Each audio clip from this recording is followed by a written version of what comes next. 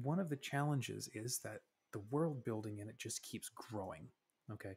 I love using Google Keep, and I will be spamming that Google Keep with notes like I'm watching a movie or I'm watching something else, and just the notes keep coming. The world building keeps deepening, and it becomes a problem because I really want to avoid info dumping. How do you not do that? I'm sure you've kind of been through that as well. So, in starting this novel, I gave myself a specific challenge. I'm only going to communicate history, world building, through what the character sees or what the character has in conversation with other people. Now, what's cool about that is, well, one, there's no info dumping. So stuff gets to be extremely immediate. I get to stay really firmly in the character's head. The character can only learn something that they directly experience or come in contact with, or through a flow of conversation with somebody else. There's the upside and the downside. The upside is the immediacy, which is what I'm looking for.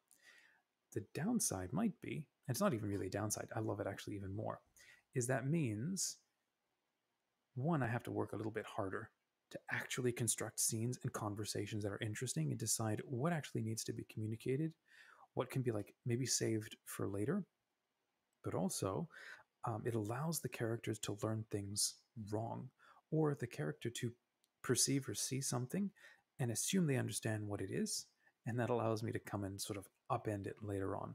I think that can be extremely satisfying, and I really enjoy that sort of thing. Having like a character thinks they know what's going on, thinks they understand what something means, or even the person that they're asking gets it wrong. And then they ask somebody else, and then they also tell them something else that's incorrect. So it allows for different setups or different expectations to come out of an event and then to be surprised by how something actually happens. So that way, I guess you could call it it's not an unreliable narrator, because an unreliable narrator is deliberately trying to mislead you. What I'm doing is trying to anchor myself really concretely inside the head of my main character. So this story, it's a kind of fantasy story where a character is dropped into a fantasy version of this world and trying to survive and understand how any of this makes any sense. She's trying to get home, and I'm inspired by like Rick Riordan, sort of the Percy Jackson kind of thing. Honestly, just reading like a couple of pages of those books puts me right back in my mindset.